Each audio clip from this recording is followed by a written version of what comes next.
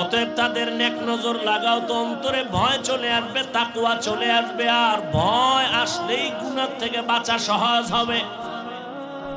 একটা সন্তান মা বাবাকে ভয় করে, তার প্রমাণ মা বাবার সামনে সন্তান অন্যায় করে না, কেন? শাস্তির ভয়। একটা ছাত্র শিক্ষকের ভয় করে, প্রমাণ বলে শিক্ষকের সামনে অন্যায় করে না, কেন? শাস্তির ভয়। ঠিক এই দুনিয়ায় যেই বান্দা আমার আল্লাহকে ভয় করবে, ওই বান্দা গলায় ছুরি লাগাবে, কোনোদিন দাড়ির মধ্যে ছুরি লাগাবে না। এটা সম্ভব কখন? যখন তাকওয়া আসবে, আল্লাহর ভয়। দেখেন, এখানে আমরা সবাই মুসলমান। আপনার আল্লাহ আমার আল্লাহ দুই না এক? কোরআন, কাবা, ধর্ম, কালেমা, নবী, হাদিস, দুনিয়াতে আসছি সিস্টেম, কাফন তিনটা, তাও কালার সব এক, কবরের সাইজ, কবরের প্রশ্ন তিনটা, সব এক।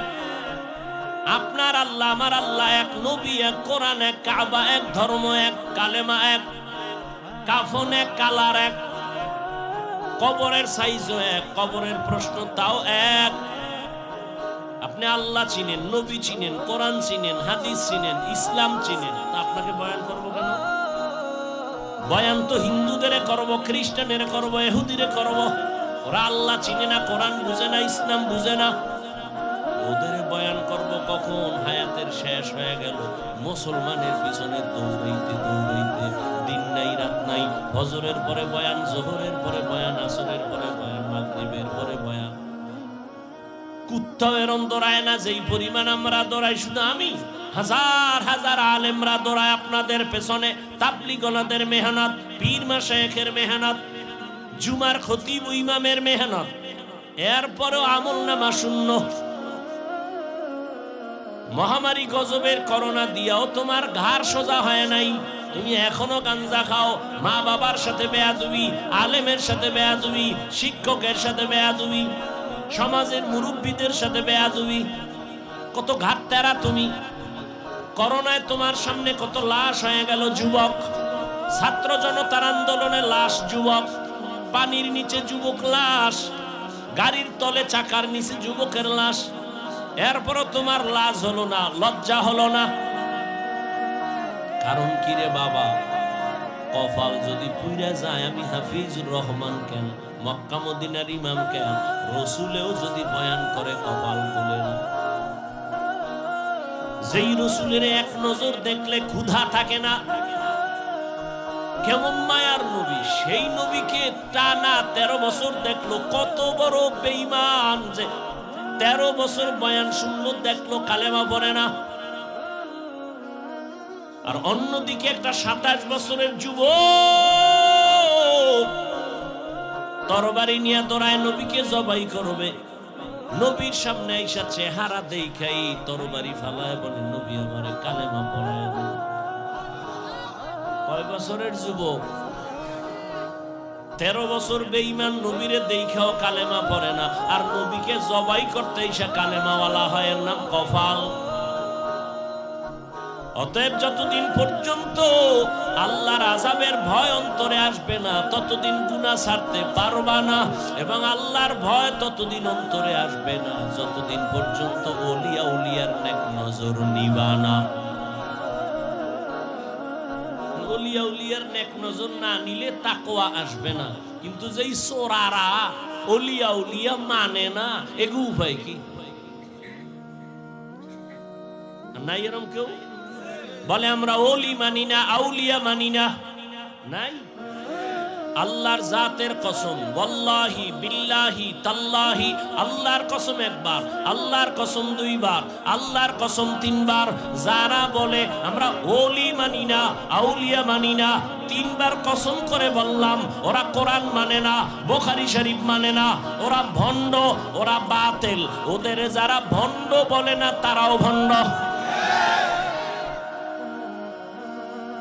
وَلَقَدْ كَرَّمْنَا بَنِي آدَمَ وَحَمَلْنَاهُمْ فِي الْبَرِّ وَالْبَحْرِ وَرَزَقْنَاهُمْ مِنَ الطَّيِّبَاتِ وفضلناهم على كثير ممن خلقنا تفضيلا আল্লাহ বলেন বনি আদম বড় দামি আমি আল্লাহ এদের জন্য দুনিয়ার জমিনে চলার মতো সুন্দর ব্যবস্থা করে দিয়েছি পানির মধ্যে চলার ব্যবস্থা করে দিয়েছি যেই লোহা পানির মধ্যে ছেড়ে দিলে নিচে চলে যায় মানুষের মেধা দিয়া ওই লোহা দিয়ে স্টিমার বানায় বৈশা বৈশা এক দেশ থেকে আর এক দেশে যায়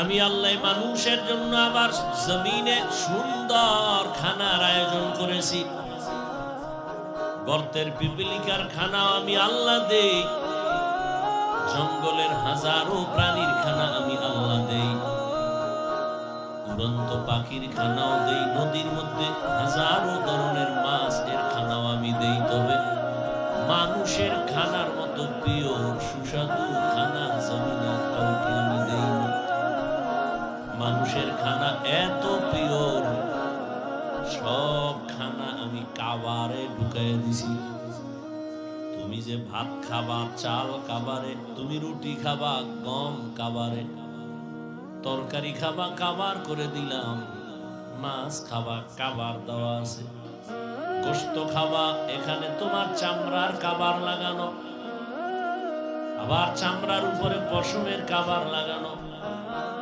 সব আমি মানুষ তোমার জন্য পিওর রেখেছি যদি কোনো রিজিকে ভেজাল থাকে এই ভেজাল আমি আল্লাহ করি নাই নিমক হারাম মানুষ করেছে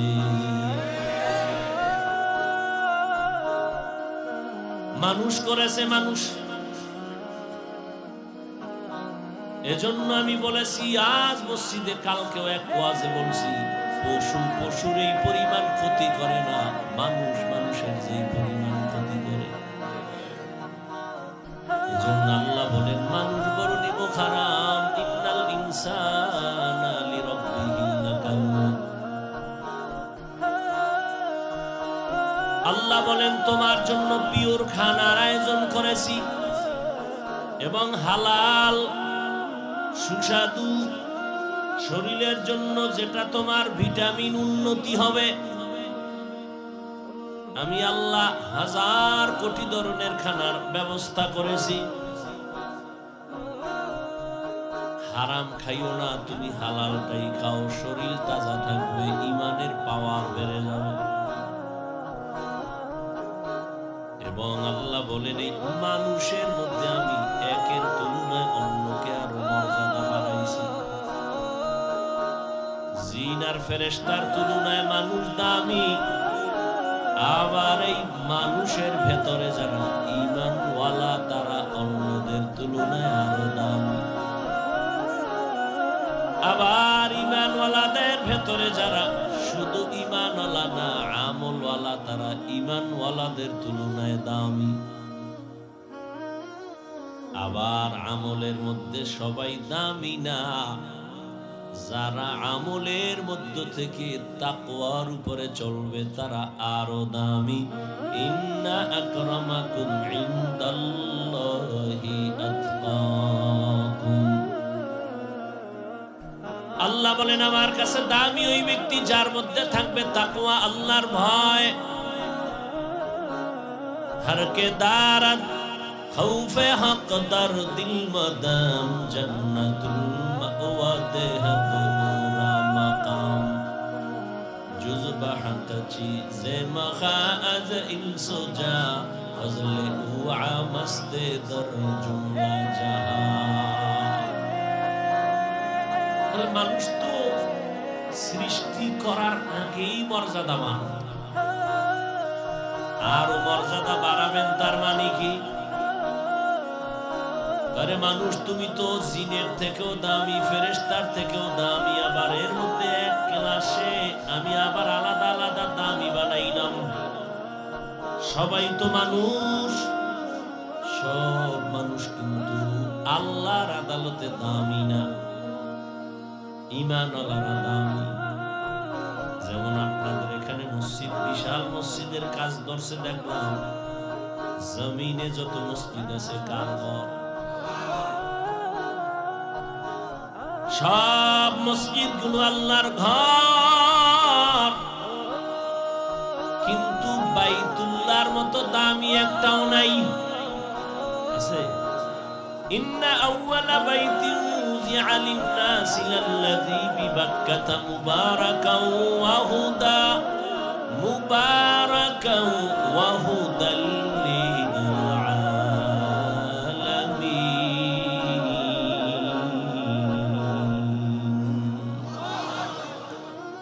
সব মসজিদ কার ঘর? বাইতুল্লাহর সমান। কেমন বাইতুল্লাহ? যে বাইতুল্লাহর এরিয়ায় যদি বলে আল্লাহ, 1,00,000 বার আল্লাহ বলার সওয়াব। আমাদের বরিশালে মসজিদ করছে, মানুষ দেখতে যায়। টাঙ্গাইলে মসজিদ করছে, মানুষ দেখতে যায়। মহিলারাও যায়, গিয়া ছবি ভিডিও করে, কিন্তু নিমক হারামেরা নামাজ পড়ে না। বাইতুল্লাহ এমন একটা ঘর, যে ঘরটার দিকে শুধু তাকায় থাকবে, শুধু সওয়াব আর সওয়াব। মসজিদের দিকে তাকায় থাকবে সওয়াব। সব মসজিদ কার ঘর?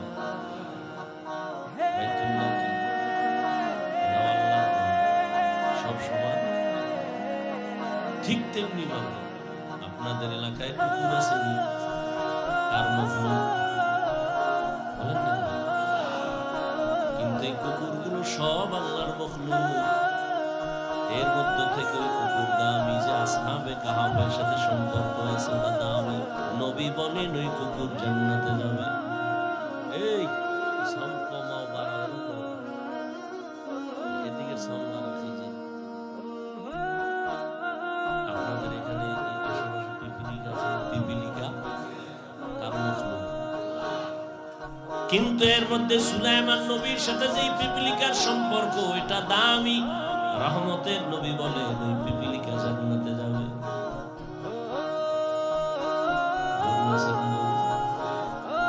সব আল্লাহর মখলুক। তবে মুসা নবীর সাথে যে গাভীর সম্পর্ক, এটা দাম বেড়ে গেছে, জান্নাতে যাবে। জমিনে উটনি, উট আল্লাহর মখলুক। তবে রহমতের নবী যে উটে সফর করেছে, ওই উটের দাম বেড়ে গেছে, জান্নাতে যাবে। সালেহ আলাইহিস সালাম আল্লাহর কাছে দোয়া কইরা পাহাড়ের মধ্য থেকে যে উটনি চাইছেন, ওটাও জান্নাতে যাবে। সবাই তো মানুষ, কিন্তু আল্লাহ যাদের ঈমান দান করবেন, তারা জান্নাতে যাবে।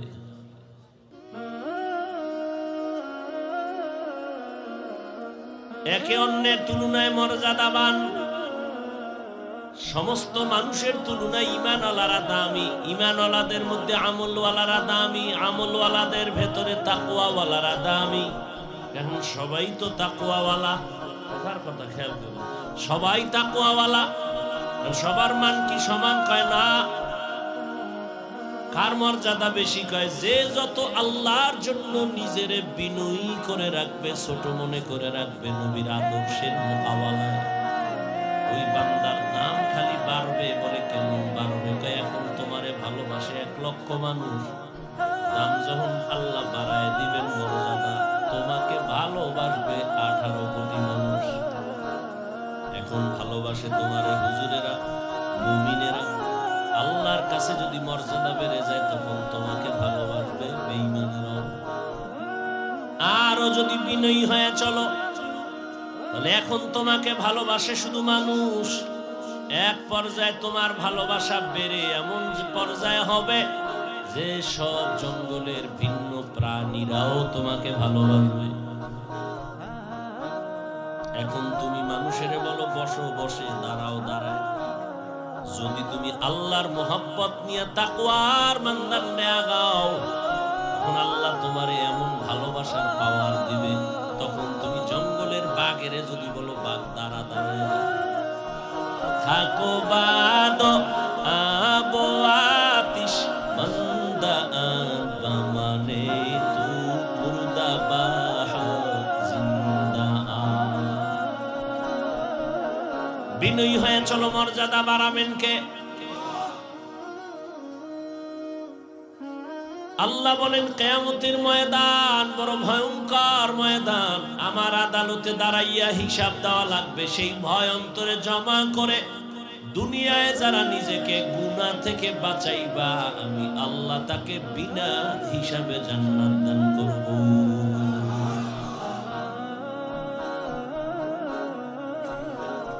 আল্লাহর আদালতে দাঁড়াইয়া হিসাব দেওয়ার ভয় কেন? দুনিয়ার সব আদালতেই তো ভয়। সামান্য হিসাব ডাক দিলে ঘুম হারাম হয়ে যায়। আদালতে তারিখ আছে, মামলার হাজিরা আছে, আগের রাত্র থেকে ঘুম নাই, খানা নাই। আল্লাহর আদালত আরো বড় কঠিন হবে। আল্লাহর আদালত ইনসাফের আদালত হবে। জমিনটা হবে কিয়ামতের মাঠ।